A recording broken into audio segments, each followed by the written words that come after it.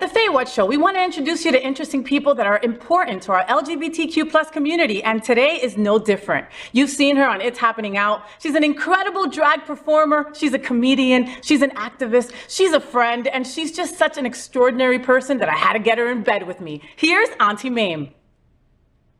Our guest this morning on the Faywhat Show is an actor, stand-up comic, host, and podcaster with shows all around South Florida. She's one of the loudest voices in Miami alt drag scene. She's also a member of the House of Yas.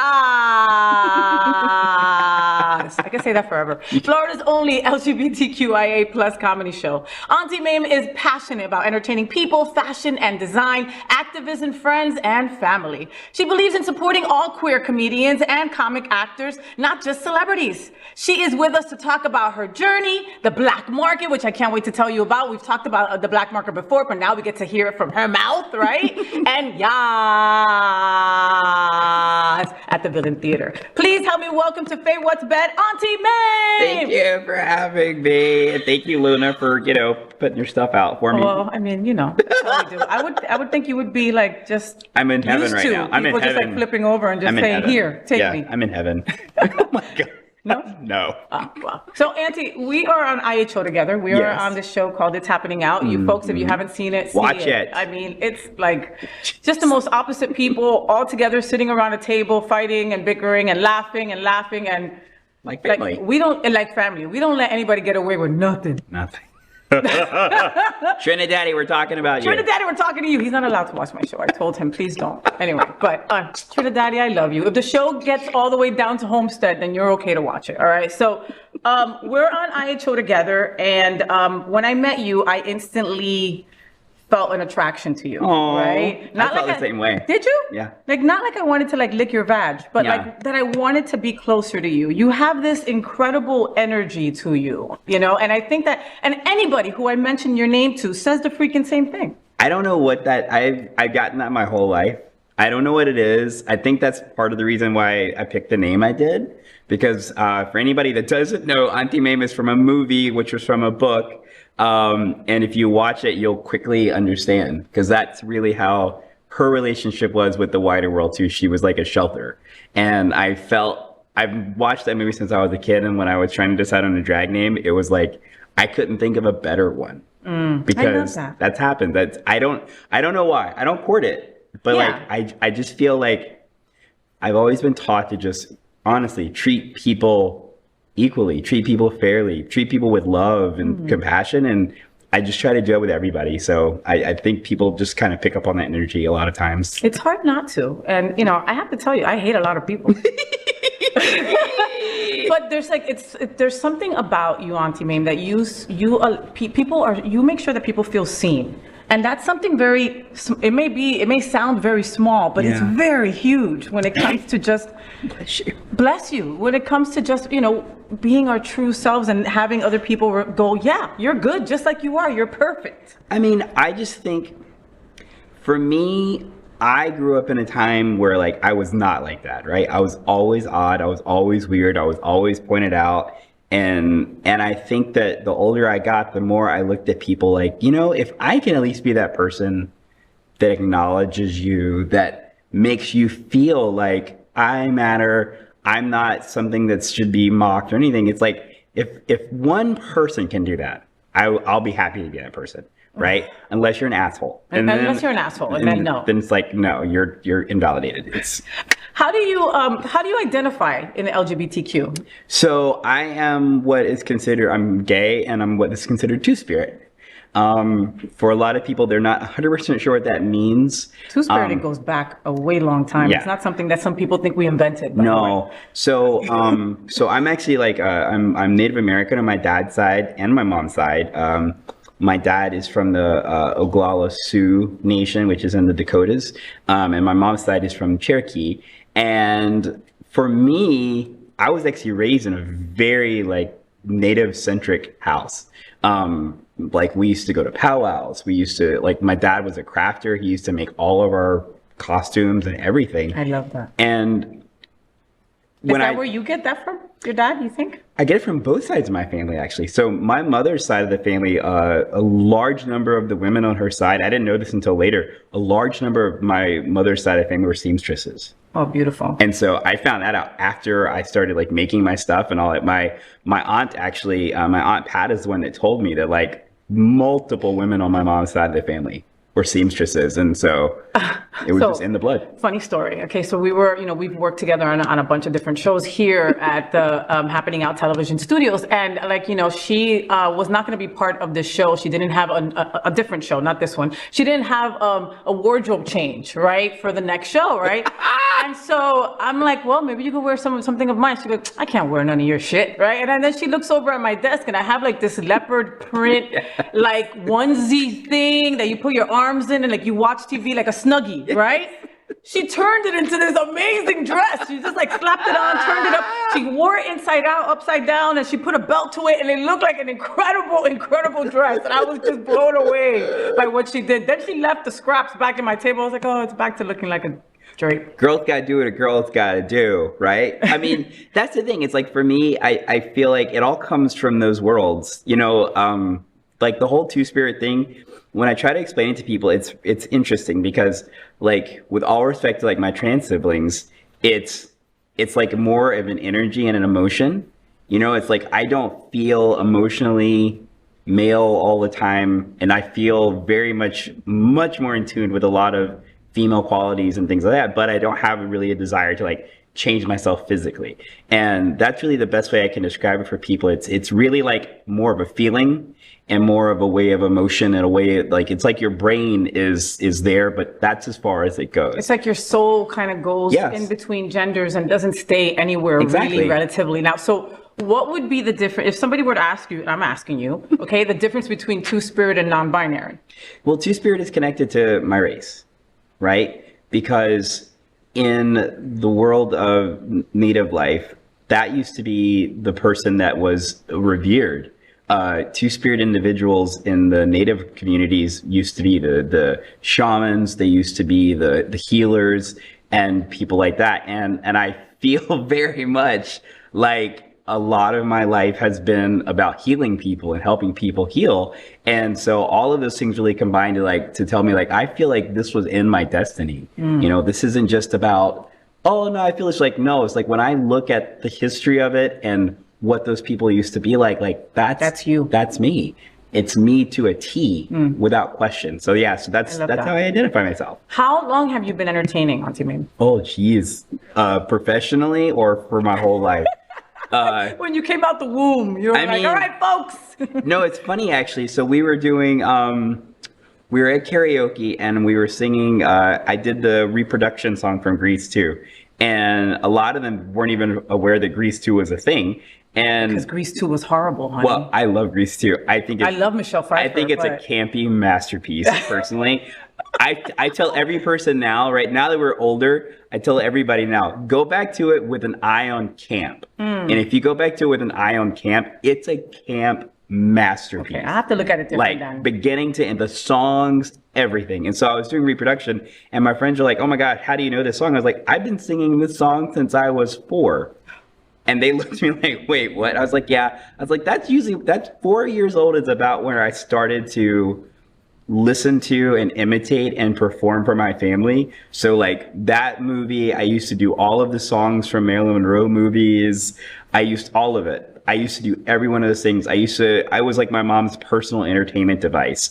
I would make her laugh. I would make all those things. Like that's all I ever did. So I took to that stuff very early. I just didn't know that was a thing that I could do. Yeah. And it kept coming up again, like over and over. Like when I was in high school, they started asking me to host things. And I was like, what? I don't understand. Like, why are you asking me to do that? And then I do it. You're funny. Apparently, yeah. So it was never, I didn't realize that. And I didn't even start doing improv until my 30s and I wasn't even going to do it. Wow. My husband, we found Villain Theater for his birthday. And he's one of those people that he likes to just do stuff. He doesn't really like presents. So it's like, oh, let's try it out. Experiences. He's about the experiences. He loved experiences. And so we went and we kept going back. And then all of a sudden he's like, we should take a class. And I was like, no. I was the one that was like, no. Why wouldn't you want to take a class? I was that you feel who you are inside and you're so. I think it was for me, it was like going backwards because a part of me started feeling that whole like, I don't like being mocked. I don't like being made fun of, you know, that kind of thing. And so I was just like, you know what? I would really like to do this, but I was scared. I was scared. I was like, I love making people laugh, like in my way. On my terms, in a controlled way, not putting me up on a stage in front of, hundreds of people and then like. And that was it. But then I finally did it. You took the class. I took the class and it was it. You were hooked. And they were like, we're keeping you. Yes. You were saying something before about how you identify and how that's never made you want to change your appearance, right? You know, you like me, I'm a huge advocate and fan of bearded queens. Like when that was more, when you went to a Hamburger Mary's or you went to a Lips and you started seeing, bearded queens, I was like, yes, like finally, Yes. Do you think that bearded queens, and this is going to be kind of a dumb question, do you think that bearded queens have it harder? Oh gosh, yes. Oh yes, like without question. And why? So I think it depends on where you're at. So I've said this to friends before. If I was somewhere like Portland or Seattle, or even Houston or Austin, I don't think it'll be as hard. But I think in South Florida, we are so looks oriented and so, unfortunately, our drag is still so gendered that people have a very fixed expectation about what a drag performer should look like, what they should sound like. And I think that that's what makes it a little bit harder. So you have folks that are out there who are, someone like Carla Croqueta, who is like... Carla is amazing. Jasmine is amazing. Right. Those are top-notch girls. Top-notch. And a lot of that has been like, Jasmine, thankfully, she went the alternate route, which I always tell people, like, if you can be a queen and then grow a beard, it's a lot easier sometimes. Not always, but it is a little bit easier because you already have an established reputation. But if you come out of the gate like that, you have a mountain to climb. And so for me, I didn't even feel like climbing the mountain. I was just like, you know what? I'm just going to do my own thing because I could do regular drag if I wanted to, but that's not really, it's not really me. Like, I like making people laugh. I like singing. I like all of those things. So I was like, you know what? I'm not even going to worry about the latter. I'm just going to do my thing. And fortunately, it's worked so far. Worked. Yeah. So you're saying that a bearded queen would go farther in crunchy places where there's ugly people. Yeah.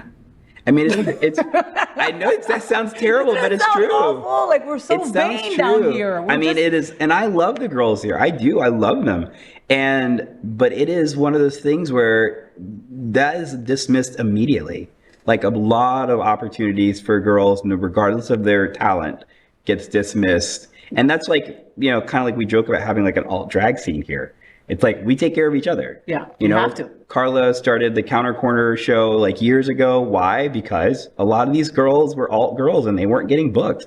So it's, we have to make spaces for everybody, especially in a place with a population of 6 million people. It's like, guys... We can make space for everybody. For everyone. And there's space for everyone. Yeah. Could I talk about Josh? Is that okay? Sure. Okay. So where does Josh end and Auntie Maim begin? Are you constantly both? I think I'm at the point now in life where I basically am the same. First of all, Josh is Auntie Maim's real name. It's my board name. It's my boy name. My board name, boy name, whatever you want to call it. And it's also one of your social medias. Yeah. Which you're very active on. Yes, so I've always active. Wondered. Well, for me, they are one and the same. There's me out of drag, I will say, and most people that know me well will tell you, like, I'm fairly quiet out of drag. I'm not withdrawn, but I'm just not as like on it as I am. And it's funny because the longer I have Maim, the more I can actually recognize those two people are very different. I joke with people about the needing to withdraw from society because my brain just gets overloaded. It's like I can't remember. It was a few weeks ago. I had the karaoke show, and before that, I went and did a stand-up set. And that Friday, I just closed the office door, and I was just like, the black curtains. I'm like, done. no, I'm not doing anything today. I know I've done enough peopling. And I've always been like that. I've always had like this sort of, strangely enough, I'm more introverted than people would ever imagine out of drag. I can't even imagine that. I'm extremely introverted. Like when you walk into a room, people take notice. When you get on stage, people take notice, and it's like your eyes are automatically drawn to Auntie Maim when you see her perform. I And then disappear in your out own of drag. time, you're like, bloop. No, I disappear so much out of drag that I've been to venues out of drag that they've never seen me out of drag and they didn't even know. I was gonna ask you if Josh goes to like the pub or something, and it's like They're like, they have no idea. They're just like a little cute little brown gay boy. Yeah, they're just like, because I spoke to somebody once and they were like, because you speak to a person when you know them, and I was speaking to them with that level of familiarity, and they were looking at me like, who are you? I was like, it's me, it's Auntie. But that's what's so funny is like, it goes back to the beard. It's like, I think that makes it obvious, but I realize that that's not even what people are paying attention to. But you probably don't even act the same when you're out of drag. No, I don't. It's a completely different person. So yeah, it's there. I do similar things though out of drag. So like I'm a business coach in my daytime. So like I'm nurturing people in a different way in my job. So it's like I have things that are there, but they are different. So we were talking about the villain theater before, and how important that was, just to help like that improv part of you, and that enhanced that, which in turn helps your stand-up, helps everything else, and I totally understand. Like I had a friend who invited me to Toastmasters once, and I was like, I don't need to do no Toastmasters. I host plenty of things. Yeah. I'm on a news TV show. But you know what? It really helped me. It helped me stand up different. It made me acknowledge people in a different way. So I totally understand, relate to that. So Villain Theater and the House of Yas with Tarek, who I freaking love, who has been in this bed also. How important is a house like the House of Yas during these times right now? During these times, oh my goodness, it's very important. It's very important for us, especially because we are constantly pushing things like we just do. We actually have a sketch right now that they wrote called Rumors. Oh God. Where it's tongue in cheek. It is lambasting and making light of all of this ridiculousness, and it's not easy. And I think that that's one of those things that people that get into comedy, they forget that that's an element of comedy, right? You have to push things. Yeah. Because if you don't push them, nobody's going to push them. And I think that having a house, especially a house where it's like we're mostly comedians, helps, because drag houses are like one type of drama. Comedy is a very different type of drama. And most of the people that get into comedy, they come to it from like a lot of times places of sadness, hurt, depression, and it becomes like a salve for them. And so we have that sort of support mechanism. Like we have our little internal chat where people are checking on each other all the time. And if something happens, they put it in the chat so we kind of rally. It's very important. I think that it was Poppy. Mm-hmm. That in one conversation or another, he said to me that in not so many words that the House of Yas basically saved his life. When you hear, I just got chills. When you hear words like that, sometimes in LGBTQ+, we're put in these boxes that make us go into these very dark, nasty places where we are questioning ourselves, our value, our enoughness, our talent. And at the House of Yas, you're able to help each other. It's, I think that it helps too because we're different ages. I mean, like I am not that old, but I'm like one of the oldest members of the theater. And sometimes having just that level of maturity, not that younger people are immature, but just that level of life experience, yes, it changes things. Having a person you can, I've had conversations with some of the kids in the house, like very serious conversations, and sometimes they really don't have anybody else to go to. Like their families don't understand, and it could be about queerness, it could be about lots of things, but it's like people don't understand. And I think that in the entire world of entertainment, that's where so many people run afoul. Yeah. They don't have anybody. They don't have, whether it be singers, actors, pop stars, all of that. And I think that that's the part that people misunderstand about folks that entertain for a living.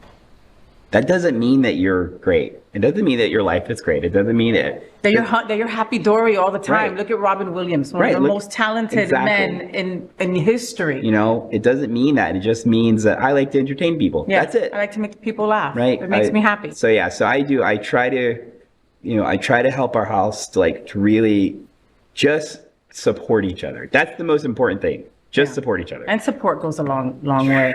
You're so unapologetically you know, and I love that. It's not like you think, well, should I say this? Will this come out wrong? No, you're like, this is who I am. This is what I think, blah, blah, blah. Have you always been like that? Like, did your mom ever have to go, chill out, Josh? Chill. That's funny. You should bring my mom into this. So, so it's really interesting because I've always had a big mouth. Always. The first time I can remember it getting me in trouble, I think I was 6.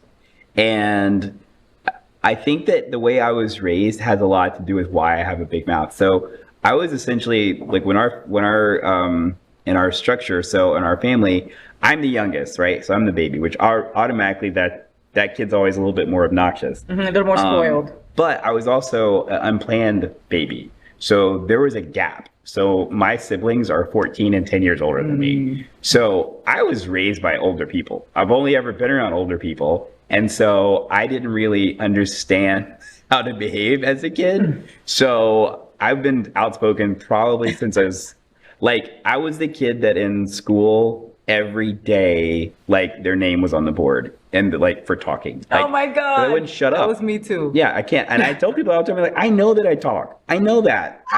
I don't know what to do about it. It's I'm in my 40s now, right? So, but that's you. And again, unapologetically, you are who you are, and that's it. But with my mom, she have the power to shut you up. Yeah. Well, I mean, with my mom, we're as much as we are all of these different cultures. As far as discipline goes, my mom's old school black lady, and so we basically there was no talking back. And I learned very early in life not to talk back. The only problem is that my face didn't always agree with that. And so she always was telling me to watch my face because she could read it. Okay, folks at home, all right? Black and brown communities are like that, all right? Your mom can just give you a look. And the look means, I'm going to F you up later. Yep. Or you better don't. Okay? Yep. That's literally what it was. And they don't really have to say much. But the thing is that your reaction back can also grant you an ass whooping for just moving I would do a lot of this. Oh, really? Oh, really? Papa! And that's how that went.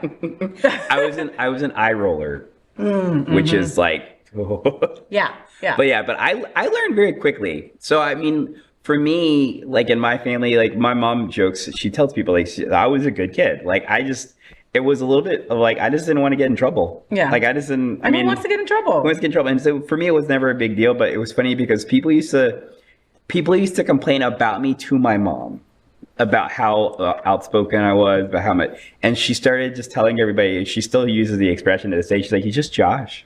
Okay. I don't know what to tell you. Yeah. That's right. I don't know what to tell you. He's just Josh. That's how he is. Well, let's talk about your opinion on this next topic. This catastrophe. I'm going to call it a freaking catastrophe towards our community, the drag queen ban. Oh, the smoke screen? It doesn't even seem real, and I'm going to give that the reasoning as to why people aren't marching in the streets and losing their minds, right? Because maybe people see this and they're just like, "Nah, this can't be happening. Nah, this really isn't true." It is true, and it is happening. It's so happening. How do you even put that all together for an opinion? When it started, I was really depressed. I'm not going to lie. And I wasn't depressed for myself because all of my stuff is nighttime. It's all for adults. I'm not worried about that stuff. I think for me, I got so depressed because I'm at the point now in life and I'm at that point now in adulthood where I can see crap as it's happening. And I remember turning to my husband after the Roe versus Wade was overturned. And I literally remember saying to him, I said, "They're going to come for us next."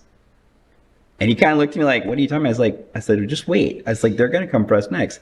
I said, because they are going to use us the exact same way they used abortion, which is fundraising efforts and voter turnout and everything. I was like, we're all that's left now. When you think about all of the things that the conservative right has tried to like take down. Obviously, we knew abortion was always in their sights. Yeah.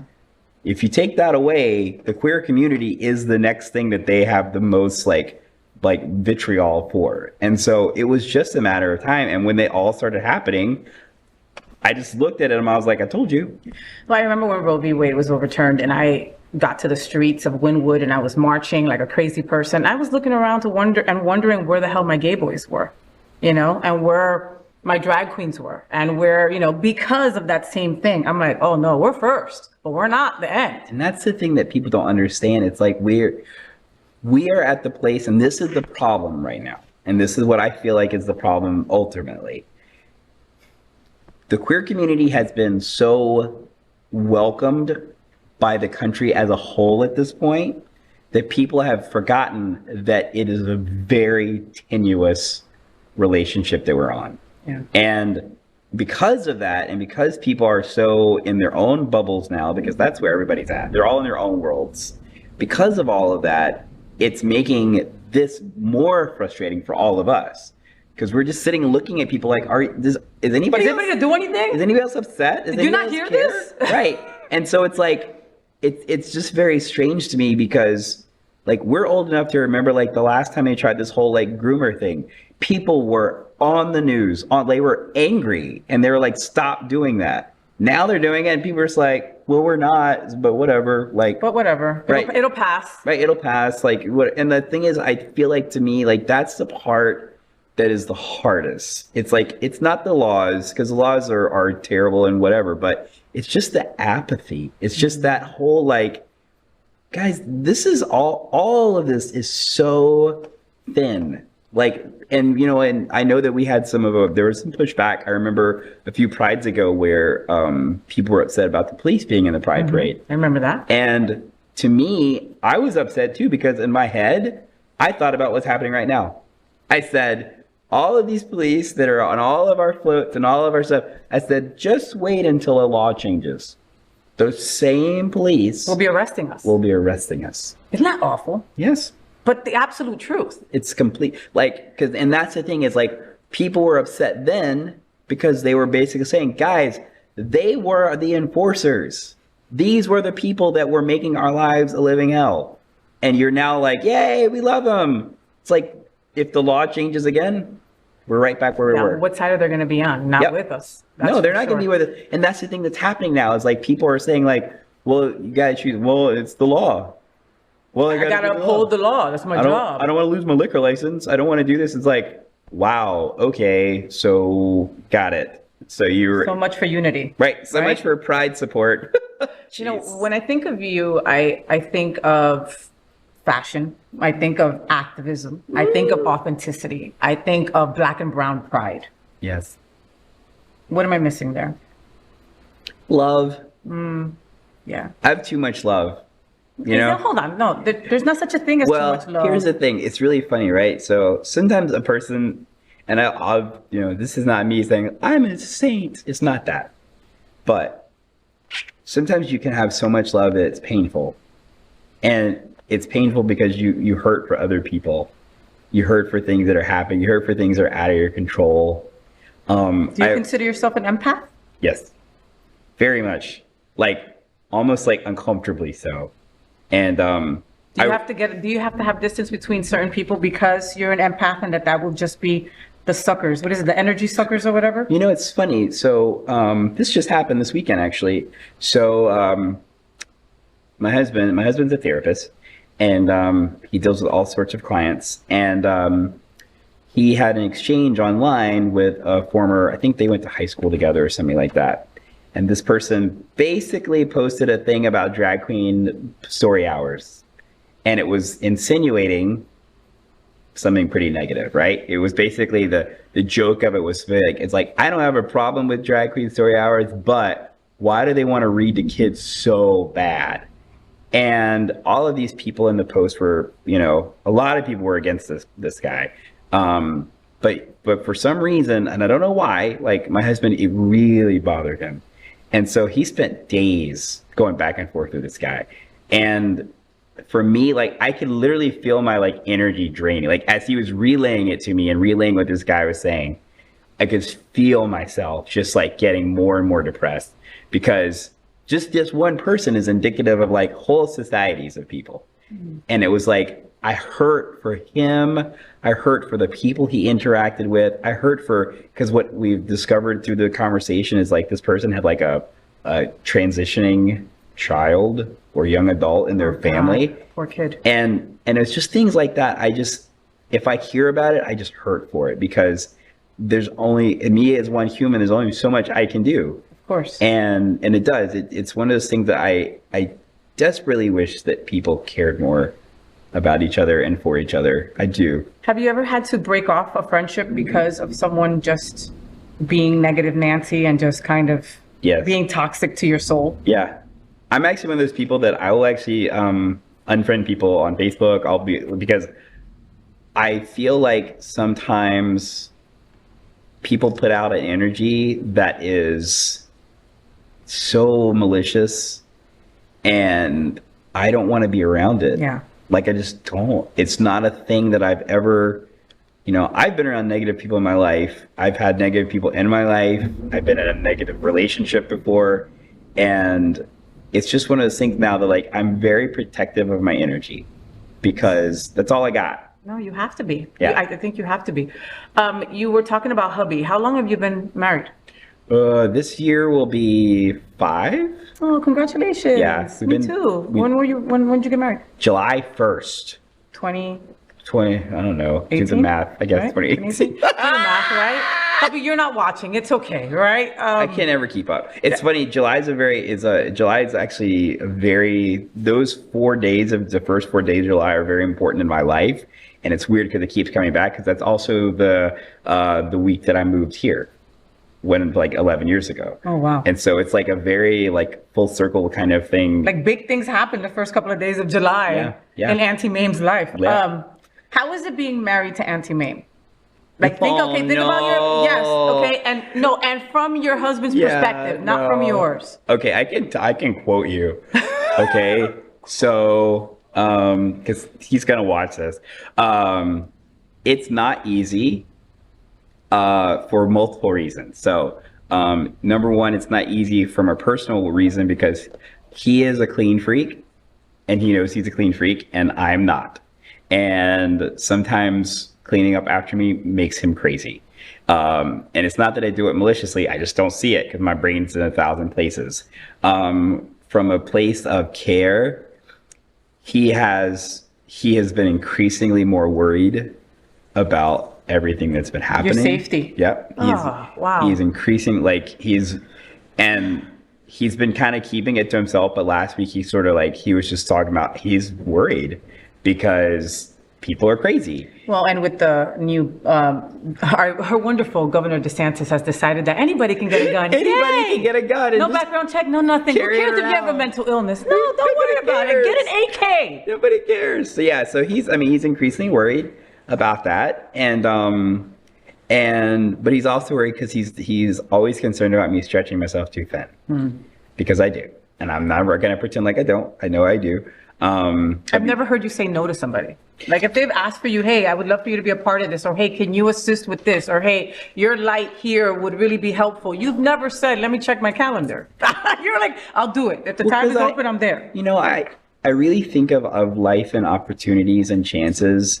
And sometimes for me, it's more about maybe I can help in some way, right? Like maybe I can make a difference, and maybe something will happen, at this. And I think for me, like that's where it's always been. It's never just about doing a thing. It's like I hope whatever I do now will make a difference, even if it's one person. Even if it's one person, like I've had nights at karaoke where like it'll just be a person who just needs to talk to somebody. Like just to talk. I had one gentleman, he was telling me about his, he had a transitioning child, and he said I was like the first like drag performer or anything he'd ever even interacted with. Wow. And he just like poured it out, like just all of these things that he was concerned about. And, and it wasn't in like an ill way. It was like just worry. He's a parent who was worried and uneducated. He doesn't know what's going on in our community, you know? Doesn't know anything. Like you said, you were the first drag queen to even sit down with him and talk about this. So it's just little things like that. Like I try my best to do that. I am trying to be better about it. I am. I'm trying to not do that because ultimately I don't want to like stretch myself so thin that there's nothing there. So there's nothing left for hubby. Yeah, there's nothing left for hubby. He needs you too. Yeah, you know? We have to have our couch time. our Perry Mason time. Our Perry Mason, but was it Perry Mason and chill night over at Auntie Maim's We house? watch Perry Mason like every night. It's I know, it's terrible. That wasn't the guy who killed his wife, right? No, okay. That's Beretta. Okay. That's Beretta. Perry Mason was gay, actually. Oh my God, I didn't know Perry Mason was gay. Perry Was he Mason was really? gay. Oh look, you little tidbit you found out. I can give you a bunch of Perry Mason trivia, so yeah. You know some weird shit, Auntie Maim. I do. So another thing that like jumped out at me about your background that I, again felt so relatable with you. I'm a huge Designing Women fan, like just huge. I remember being a kid watching this show going, I like this show a little too much. You know what I mean? Like, I had no interest in design. I had no interest in the South, right? But there's something about the show, like I wanted to be Suzanne Sugarbaker. I wanted to wear the crowns and all that. And I mean, Delta Burke, skinny, fat, indifferent, however you want to call her. She was beautiful and it just so invaluable that yes, you couldn't do that show without her. Yes, you could not. Anyway, your podcast with your bestie, you basically go episode through episode and talk about designing women. Yeah. So my best friend is another drag queen in North Carolina named the Divine Miss Mims. We've been best friends since we were 5. And I know that for most people listening to this, you probably would not think that I was Southern, but I'm actually like born, raised in the rural South. I just have like Northern parents, and that's why I sound this way. And so for us, during the pandemic, at first it started off as just something funny to do, and then it became a lot more because we were able to connect to each other every week and have these like sit downs about these shows and talk about all sorts of things. And it's much more important to us now. Like it's been like 3 years almost we've been doing it. And I think we just hit like last month for like 10,000 downloads. Awesome. And so it's like wild to us. What's the name of the podcast? I'm sorry. Baking Sugar. Baking Sugar. Yeah, so we have 2. We have Baking Sugar, which is the Designing Women podcast, and we have You Slay Me, which is the Murder, She Wrote podcast. And for the Murder, She Wrote one came about because we were trying to think of another show to do, and the ones that have like cultural touchstones with the queer community. And I mentioned that one, and he was like, I've never even seen it before. And I was like, oh, we're definitely going to do this one now. Angela Lansbury. Yeah. So it's been really funny because it's like, once again, campy as can be. Like, everybody's chewing up the scenery. Like, every actor's overacting. It's just amazing. So, yeah, I mean, that's our standing date. We record every Sunday, unless we have like something like, like Pride or something like that. Every Sunday we have our recording for 3 hours. Me and my best friend, we just sit and do that. I love that. Make sure that you watch this podcast. Listen to this podcast. That's what it's all about, and it's so entertaining. And the campiness of it all. I mean, trust. If you even heard of Designing Women as a campy cult classic kind of thing, you'll want to listen to this podcast. You mentioned Miami Beach Pride, and we did that a couple of weeks ago, right? We have our bracelets. I am enough. So I want to say. Thank you a million times for, again, saying yes, right? When you probably should say no. I reached out to Auntie Maim and I'm like, look, my church has not been a part of Miami Beach Pride for a couple of years. They've decided to come back this year. I'm so glad that they are. They're an inclusive church. Would you be down for walking with us or being on the float for the parade? It wasn't when, what time, oh, I don't know, let me check, oh, but what kind of church is it, blah, blah, blah. It was, yeah.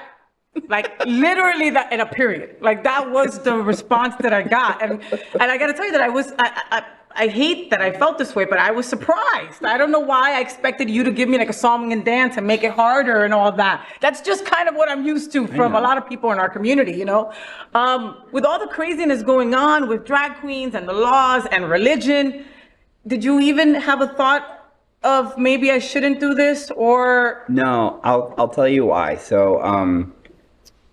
So in my house, my mom, our family are like very close to church. And my brother actually is also gay. And he goes to a queer inclusive church in Durham, North Carolina. And for me, I was literally doing it like as much for them as anything else. Because my brother's had it's been quite a transformation. I mean, they haven't been at that church for just a few years, and it's very much like your church. It's very not just a church. It's like a community center, and they do stuff for the community and all of that. And I've just seen such a change in him, like all of this community service projects, and they just did like a walk, fundraising walk for some charities and things like that. And so, yeah, like when you asked me, I was like, yes, like whatever I got to do so that people because I want for people that struggle with their faith, right? Which I know a lot of queer people struggle with their faith, and they struggle with how do you rectify it? How do you do all of that? I want people to understand, and if I'm a drag queen on a float, to help them understand this, it's like there are spaces that you can go to, right? The Sunshine Cathedral is another. Like there are places that they have a very different perception of the gospel and of love and of what the messaging is, and you don't have to look at it as the us versus them, because there's just as many thems. And I have the kid I used to babysit when I was in college, his name's Rob, but now everybody, you'll find him online. He's Reverend Rob Lee. Ooh, right? Okay. And so Rob he was a pastor of a queer inclusive church for a little bit. And he's been a gigantic activist for racial equality, everything else in the middle of Red State South. And for me, it was so funny because he was telling me once about them having a drag queens at the service. They had an outdoor service during the pandemic, and they had drag queens doing gospel songs as part of the service. I love that. And it's to me, I thought this goes back to that whole thing of it's amazing what'll happen if people just leave people alone. Yeah. Right? If people just leave people alone. Just let us be. Why would who I lay down in bed with even affect you? Right. It really does not, you know? And it's just one of those things Rob is a perfect example. And I've said this to people a lot, when people talk about straight people, because some queer people do talk about straight people like they're all evil. I'm like, they're not all evil. They're not. Most of them aren't evil. I was like, there are a subset that are terrible people. I was like, but a lot of them will fight for you. They will. Sometimes you just have to let them know. Yeah. That's why it's everybody's constantly screaming from podiums and from stages. Tell the straight people in your life what's going on. A lot of them don't even know what's going on, And when it comes to religion, you're so right. There's so many people in our community that just yearn for a spiritual community, but they don't feel that there is one for them, Two types of people, okay? I've gone, most churches in front, they say all are welcome. And then you walk in and you find out that all are welcome for you, right? No LGBTQ. And then people get, a bad taste on their mouth and they won't go back to a church because they feel that that's how they're going to be treated everywhere. Then there's the other kind of gays that will go to Catholic services to get punished every Sunday. Yes. Because that's how they feel that there's just... Yes. They're just so messed up from this being ingrained into their minds growing up that they still feel like they're abominations. They still feel like they're sinning in front of the eyes of the Lord. So they literally go and get whipped every Sunday at church with their partners. Put themselves through it because they think that that's part of it. It doesn't have to be that way. It really does. I mean, and that, the thing is I think some people are very afraid of that. Because I think that some of those people, especially, they feel, and this is and I'm going to say it, and I don't care. There is a subset of our national identity with Christianity that thinks if you are not hearing about being punished, and you're not hearing about how terrible you are, and you're not hearing about how you're not worthy and all of that, it's almost like I hadn't actually go to church if I don't hear those things. And these churches that are more about inclusiveness and about God's love and about the love of Jesus and things like that, they question it. They're like, wait, what? Yeah. That doesn't sound like church. This must not be the right place. if that doesn't sound like the right place to you, you're probably in the wrong church. Right? If you go to a church and they're talking about Jesus' love and Jesus' acceptance and everything else, and you're saying like, this seems weird, that means you've probably been damaged. Because technically that's the message. Wow. Yeah, all that unlearning that we need to do in our community. But there's places you can go. Like me and Auntie, listen, Auntie Maim walked with a big gay church at Miami Beach Pride, and Sunshine Cathedral was there also. There was other wonderful religious organizations that approve of us, because love is love, and that's it. Like literally, that is the period at the end of the sentence. You know, so if you're out there and you're yearning for that fellowship and that love, there's so many places. Don't shelter yourself. Don't not give yourself that gift, like what's going on with your brother right now. That's you know, like, okay, let's talk about some good stuff. Black market. Let's talk about black market. Black market's coming up. Tell us how it started and what it's all about. So black market is started by a fellow named Panther. That's really his name. And it started years ago in Miami as like a very small kind of like, it's very intimate. It was almost like a farmer's market kind of vibes, but like with drag and rock music. Think about that. Hold on. That right there is 3 of my favorite things, like all at once, okay? Yeah, that's what it is. Literally, like a farmer's market, drag queens, and what was the other? Rock music. And rock music. Yeah. Think about that. Yeah. That would have been the theme to my wedding if I would have like thought about that before. And so we did it for a long time, and then during the pandemic, we had to like obviously take a little break. Well, after the pandemic, Panther worked with the venue here in Fort Lauderdale, Revolution, and brought back black market like bigger than ever. That's so a now great space. It takes up the entire Revolution and the bar next to it, the Stash Bar, and it's all night. It's like literally like bands, and there's like, I think last time we had like over 160 vendors. And drag and burlesque, all of it was there. And it's become a big deal. Like, and I'm so proud of Panther because his vision, like, it's always there. And for me, watching him and seeing his vision, which is a space where everybody is welcome. There's no kind of like, you know, there's no like people being made fun of. There's none of that. And you have folks from all walks of life, old people, young people, black people, white people, queer people, straight people, all of them getting along, all of them in the same space. It's palpable on the tongue, like just how powerful it is. And for me as a host, I get to see it, right? I get to see the audience and see all of these different kinds of people. And it's one of those pieces that every time we do it, it's like every other month, every time we do it, I just watch them and I'm like, why can't society be like this? Right. Like, why? Why can't we just be like this? But every time you do it for those hours, it is. Yeah. That is your perfect world right there. Black market, you have to look it up, okay? So make sure that you follow Auntie Maim on all social media. Get her podcast every week and watch us both on It's Happening Out. Yes. You know, that's Wednesdays at 9 p.m. on Roku, Apple TV, or you can also watch us on Facebook and YouTube. Auntie Maim, thank you so much for being with me. You're welcome. You're the best. Like, now, I'm not going to make out with her because the last time I tried to make out with her, I walked away with her whole entire beard. You look like you ate out Smurfette. Yeah. That was not a bad look, though. Just saying. I don't discriminate. Blue, black, white, black, whatever it is. It really is. Oh, my God. I love you, Auntie Maim. Thank you for being on our show. We'll be right back. So, did you enjoy the show? I know you did. So make sure to click subscribe so you won't miss any of the events, news, or interviews right here on the Faywhat show. Ring the bell at the bottom of the screen, right there, so you'll be alerted every time we're live. You can also click on the Happening Out Television Network logo so you can see all of the shows on the most diverse LGBTQ plus media network. Find out just what we're doing to bring the L and the G together right here on the Faywhat show. Get the week started with me.